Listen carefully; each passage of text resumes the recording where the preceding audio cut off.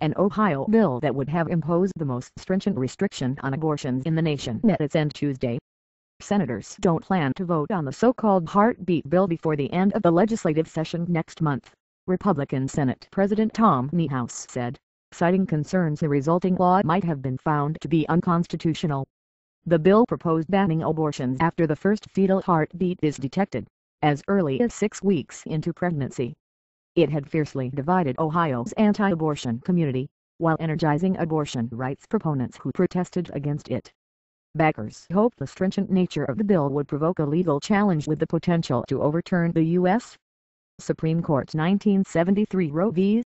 Wade ruling that legalized abortion up until viability, usually at 22 to 24 weeks. Ohio Right to Life, the state's largest and oldest anti-abortion group, and many state lawmakers expressed concern the limit would be unconstitutional, jeopardizing other abortion limits in Ohio and expanding access to legal abortions. The measure initially had stalled in both chambers as leaders sought legal advice as to whether the bill could withstand a court challenge. It passed the House in June and had remained pending in the Senate since. Its demise Tuesday marked the end of one of the noisiest lobbying efforts in recent state memory. One crowded House hearing featured what supporters called the state's youngest legislative witness, an in utero fetus. Ultrasounds were performed at the hearing on 2 women who were early in their pregnancies, so legislators could see and hear the fetal hearts. People whose mothers had sought abortions that failed, labeled abortion survivors, were featured at another hearing.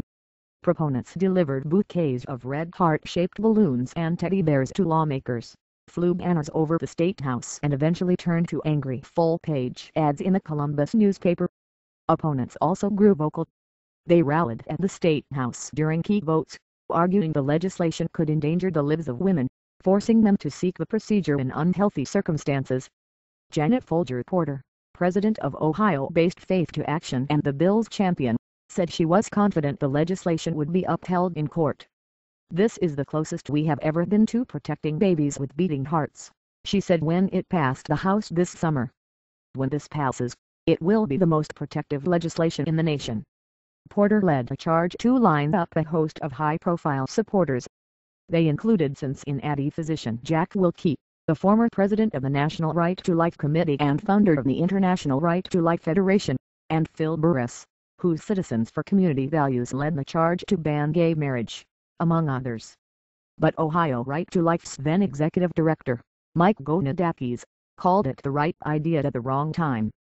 Battling negative publicity over its neutrality on the bill, his chapter was selected to launch a 50-state effort to pass informed consent bills tied to the fetal heartbeat, requiring that pregnant women see and hear the rhythm before agreeing to an abortion.